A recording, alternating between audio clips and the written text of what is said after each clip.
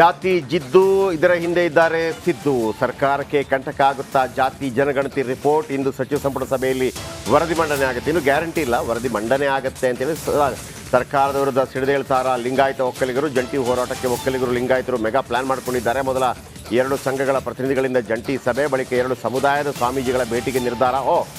ಭಾಳ ದೊಡ್ಡ ಹೆಜ್ಜೆ ಇಡ್ತಾ ಇದ್ದಾರೆ. ಸ್ವಾಮೀಜಿಗಳ ಭೇಟಿ ಬಳಿಕ ಪಕ್ಷಾತೀತವಾಗಿ ನಾಯಕರ ಭೇಟಿ. 2016ರಲ್ಲಿ ಒಂದು 162 ಕೋಟಿ ರೂಪಾಯಿ ವೆಚ್ಚದಲ್ಲಿ ಒಂದು ಜಾತಿ ಗಣತಿ ಅಂತ ಮಾಡ್ತಾರೆ. ವೀಕ್ಷಕರು, ಜಾತಿ ಗಣತಿ ಅಂತಂದರೆ ನಿಮಗೆ ಕೇಂದ್ರ ಸರ್ಕಾರ ಬಿಟ್ಟರೆ ಜಾತಿ ಜನಗಣತಿ ಮಾಡೋಕ್ಕೆ ಯಾವುದೇ ರಾಜ್ಯ ಸರ್ಕಾರಗಳಿಗೆ ಹಕ್ಕಿಲ್ಲ. ಅದು ಸಿದ್ದರಾಮಯ್ಯನವ್ರಿಗೂ ಗೊತ್ತಿದೆ, ಯಾರಿಗಿಲ್ಲ. ಆದರೆ ಇವರೇನು ಮಾಡ್ತಾರೆ ಅಂತಂದರೆ ಶೈಕ್ಷಣಿಕ, ಆರ್ಥಿಕ, ಸಾಮಾಜಿಕ ಅಂತೇಳಿ ಮಾಡ್ತಾರೆ. ಇದರ ಹಿಂದೆ ಒಂದು ದೊಡ್ಡದಾದಂಥ ಒಂದು ಅಂದರೆ ಅತಿ ಹಿಂದೆ ಆಕ್ಚುಲಿ ರಾಜಕೀಯವಾಗಿ ಆರ್ಥಿಕ, ಶೈಕ್ಷಣಿಕ, ಸಾಮಾಜಿಕ, ಆಕ್ಚುಲಿ ರಾಜಕೀಯವಾಗಿ ಅಂದರೆ ಜಾತಿ ಗಣತಿನ ಬೇರೆ ರೀತಿಯಲ್ಲಿ ತಗೊಳ್ಳೋದು ಅಂತೇಳಿ.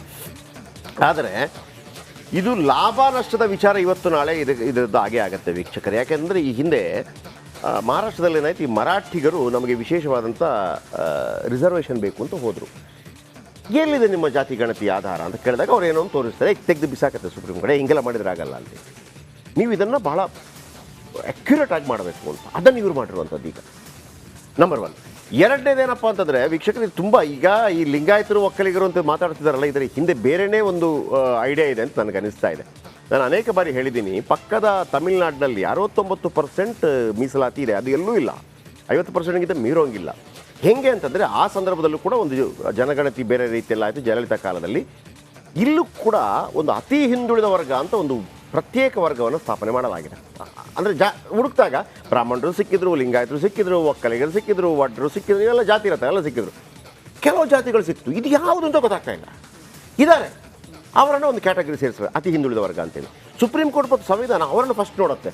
ಇವ್ರು ಯಾರಪ್ಪ ಇವರು, ಇವ್ರಿಗೇನೋ ಕೊಟ್ಟರು ಅಂತಂದ್ಬಿಟ್ಟು ಅವರಿಗೆ ಒಂದು ಎಕ್ಸ್ಟ್ರಾ ಏನು ಮೀಸಲಾತಿ ತೆಗೆದುಕೊಳ್ಳೋಕ್ಕೆ ಅವಕಾಶ ಇದೆಯಂತೆ. ಅದು ಸಿದ್ದರಾಮಯ್ಯನವ್ರು ಮಾಡೋದಿಲ್ಲ ಗೊತ್ತಿಲ್ಲ. ಅದರಿಂದ ಮಾತ್ರ ದೊಡ್ಡ ಲಾಭ ಆಗುತ್ತೆ. ಈ ಒಕ್ಕಲಿಗರ ಮತ್ತು ಲಿಂಗಾಯತರ ಹೋರಾಟ ಏನಪ್ಪ ಅಂತಂದರೆ, ನಾವು ನಂಬರ್ 1 ಲಿಂಗಾಯತರು, ಒಕ್ಕಲಿಗರ ನಂಬರ್ 2. ಯಾವುದೇ ವಿಚಾರದಲ್ಲಿ ಟಿಕೆಟ್ ಬೇಕು, 224 ಟಿಕೆಟ್, 60 ನಮಗೆ 40 ನಿಮಗೆ, ಹಿಂಗೆ ನಡೀತಿತ್ತು. ಆಮೇಲೆ ನೀವೆಲ್ಲ ಹಂಚ್ಕೊಳ್ಳಿ ಅಂತೇಳಿ BJPಯಲ್ಲಿ ನಡೀತಿತ್ತು, ಕಾಂಗ್ರೆಸ್ಸಲ್ಲಿ ನಡೀತಿತ್ತು. ಅತಿ ಹೆಚ್ಚು ಮಿನಿಸ್ಟ್ರುಗಳಾಗೋದು ಲಿಂಗಾಯತರು, ಒಕ್ಕಲಿಗರು, ಉಳಿದವರೆಲ್ಲ. ಈ ಜನಗಣತಿಯ ಲೀಕ್ ಆಗಿರೋ ಮಾಹಿತಿ ಪ್ರಕಾರ 1,08,00,000 SCಗಳಿದ್ದಾರೆ, 48 ಲಕ್ಷ STಗಳಿದ್ದಾರೆ, 1.5 ಕೋಟಿ ಎಲ್ಲ ಆಗೋಯ್ತು. ಮುಸ್ಲಿಮರು ಅತಿ ದೊಡ್ಡ ಜಾತಿಯಾಗಿ ಹೊರಹೊಮ್ತಾ ಇದ್ದಾರೆ, 75 ಲಕ್ಷ, ಮೋರ್ ದೆನ್ ಲಿಂಗಾಯತ. ಈಗ ಅವರು ಅಲ್ಪಸಂಖ್ಯಾತರ ಬಹುಸಂಖ್ಯಾತರ ಪ್ರಶ್ನೆ ಬರುತ್ತೆ. ಅದಾದ ನಂತರ 65 ಲಕ್ಷ 60 ಲಕ್ಷ ಲಿಂಗಾಯತರು ಬರ್ತಾರೆ. ಅದಾದ ನಂತರ ಒಕ್ಕಲಿಗರು ಬರ್ತಾರೆ. 1ನೇ ಸ್ಥಾನದಲ್ಲಿದ್ದ ಲಿಂಗಾಯತರು 3ನೇ ಸ್ಥಾನಕ್ಕೆ ಬಂದರು. 2ನೇ ಸ್ಥಾನದಲ್ಲಿದ್ದ ಒಕ್ಕಲಿಗರು 4ನೇ ಸ್ಥಾನಕ್ಕೆ ಬಂದರು. 3ನೇ ಸ್ಥಾನದಲ್ಲಿದ್ದ ಕುರುಬರು 5ನೇ ಸ್ಥಾನಕ್ಕೆ ಬಂದರು. ಬಿಡ್ತಾರಾ? ಇದು ಸಮಸ್ಯೆ ಆಗ್ತಾ ಇರೋದು. ನಾಳೆ ನಮಗೆ ಏನಂತಾರೆ, ನಾವು ಚರ್ಚೆ ಮಾಡಿ ಕಿತ್ಕೋತೀವಲ್ವ, ಜಾಸ್ತಿ ಕೊಡಿ, ಆ ಥರ ಚರ್ಚೆ ಮಾಡೋಕ್ಕಾಗಲ್ಲ, ನಮಗೆ ಹೆಚ್ಚು ಸ್ಥಾನಗಳನ್ನು ಕೇಳೋಕ್ಕಾಗೋದಿಲ್ಲ ಅಂತೇಳಿ ಜಾತಿ ಆಧಾರವಾಗಿ ಅವ್ರು ಮಾತಾಡ್ತಿರೋದು ನಿಜ. ಆದರೆ ಸಿದ್ದರಾಮಯ್ಯ, ನಾನು ಅವತ್ತಿಂದ ಹೇಳ್ತಾ ಇದ್ದೀನಿ, ಸಿದ್ದರಾಮಯ್ಯ ಒಂದು ವೇಳೆ ಮುಖ್ಯಮಂತ್ರಿ ಪಟ್ಟದಿಂದ ಕೆಳಗಿಳಿಯುವಾಗ ಇದನ್ನು ಅಂಗೀಕಾರ ಮಾಡಿದರೆ ಮಾತ್ರ ನಾನು ಮುಖ್ಯಮಂತ್ರಿ ಪಟ್ಟದಿಂದ ಕೆಳಗಿಳಿತಾನೆ ಅಂತ ಏನಾದರೂ ಮಾಡಿದರೆ, ಆಲ್ರೆಡಿ ರಾಹುಲ್ ಗಾಂಧಿ ಅವರು ಕೂಡ ಜಾತಿ ಜನಗಣತಿ ಬಗ್ಗೆ ಮತ್ತು ನಿನ್ನೆ ಆದಂಥ AICC ಅಧಿವೇಶನದಲ್ಲಿ ಅವರೇನು ನಿರ್ಧಾರಗಳನ್ನು ಕೈಗೊಂಡಿದ್ದಾರೆ, ಜನಗಣತಿ ಆಗಬೇಕು ಅಂತೇಳಿ ನೀವು ಹೇಳಿದ್ದನ್ನೇ ಮಾಡಿದ್ದೀನಿ ಅಂತ ಹೇಳಿದಾಗ ಕೇಳದೆ ವಿಧಿ ಇಲ್ಲದಂಥ ಅನುಭವ ಆಗಬಹುದು. ಆದರೆ ಅದಕ್ಕಿಂತ ಹೆಚ್ಚಾಗಿ ಗುರುವಾರ ಆಗಬೇಕಾಗಿತ್ತು ಕ್ಯಾಬಿನೆಟ್, ಇವತ್ತು ಶುಕ್ರವಾರ ಆಗಿದೆ. ಇವತ್ತು ಸಂಪುಟದ ಮುಂದೆ ಬರೋದಿಲ್ಲ ಅನ್ನೋದ್ರ ಬಗ್ಗೆ ಕುತೂಹಲ ಕೂಡ ಇದೆ. ಒಂದು ರಿಪೋರ್ಟ್ ನೋಡ್ಕೊಂಬನ್ನಿ, ಅದರ ನಂತರ ಮಾತಾಡೋಣ.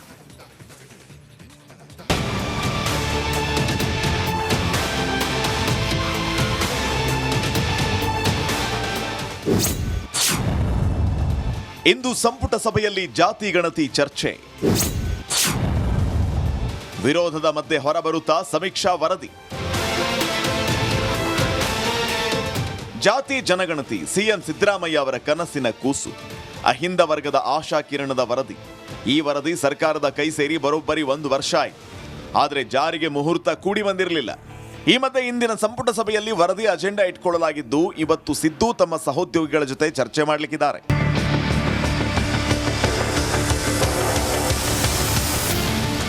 ಹೌದು, ಕಾಂತರಾಜ್ ನೇತೃತ್ವದ ಹಿಂದುಳಿದ ವರ್ಗಗಳ ಆಯೋಗ ಕಳೆದ 2015 ಏಪ್ರಿಲ್ 11ರಿಂದ ಮೇ 30ರವರೆಗೆ ರಾಜ್ಯದಾದ್ಯಂತ ಸಾಮಾಜಿಕ ಮತ್ತು ಶೈಕ್ಷಣಿಕ ಸಮೀಕ್ಷೆ ನಡೆಸಿತ್ತು.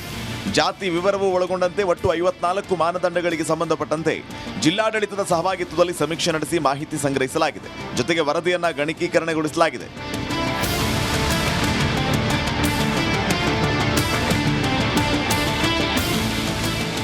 ಹಿಂದುಳಿದ ವರ್ಗಗಳ ಆಯೋಗ ವರದಿಯನ್ನು ಮುಚ್ಚಿದ ಲಕೋಟಿಯಲ್ಲಿ 2024 ಫೆಬ್ರವರಿ 29ರಂದು ವರದಿಯನ್ನು ಸರ್ಕಾರಕ್ಕೆ ಸಲ್ಲಿಸಿತ್ತು. ಕಾಂತರಾಜ್ ಸಮೀಕ್ಷೆಯ ದತ್ತಾಂಶಗಳನ್ನು ಬಳಸಿಕೊಂಡು ಅಧ್ಯಯನ ವರದಿ ಸಲ್ಲಿಸುವಂತೆ ಕೆ ಜಯಪ್ರಕಾಶ್ ಹೆಗಡೆ ನೇತೃತ್ವದ ಆಯೋಗಕ್ಕೆ 2023 ಜುಲೈ 17ರಂದು ಸರ್ಕಾರ ಪತ್ರ ಬರೆದಿತ್ತು.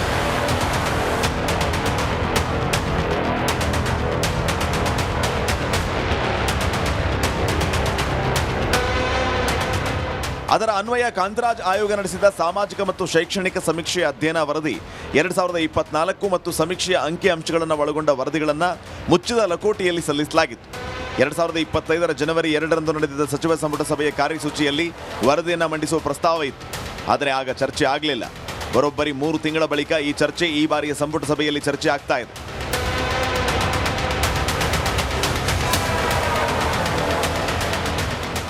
ಸದ್ಯ ಕೆಲ ಪ್ರಬಲ ಸಮುದಾಯಗಳ ತೀವ್ರ ಪ್ರತಿರೋಧ ಮಧ್ಯೆ ಸರ್ಕಾರ ವರದಿ ಮಂಡನೆಗೆ ಮುಂದಾಗಿದೆ. ಇಂದಿನ ಕ್ಯಾಬಿನೆಟ್ ಮೀಟಿಂಗ್ನಲ್ಲೂ ಸಚಿವರ ನಡುವೆ ಪರ ವಿರೋಧ ಚರ್ಚೆ ಸಾಧ್ಯತೆ ಇದೆ. Bureau report, republic Kannada. ಮಾಹಿತಿ ಕೊಡ್ತಾರೆ. ನಾನು ಸುದೀರ್ಘವಾಗಿ ಹೋಗೋದಿಲ್ಲ, ಕೇವಲ 1 ನಿಮಿಷ ಟೈಮ್ ಮಾತ್ರ. ಸುರೇಶ್, ಇವತ್ತು ಕ್ಯಾಬಿನೆಟಲ್ಲಿ ಬರುತ್ತಾ ಬರೋದಿಲ್ವ ನಂಬರ್ 1, ಆಮೇಲೆ ನಿನ್ನೆ ಕ್ಯಾಬಿನೆಟ್ ಯಾಕಾಗಿಲ್ಲ ಅದೊಂದು.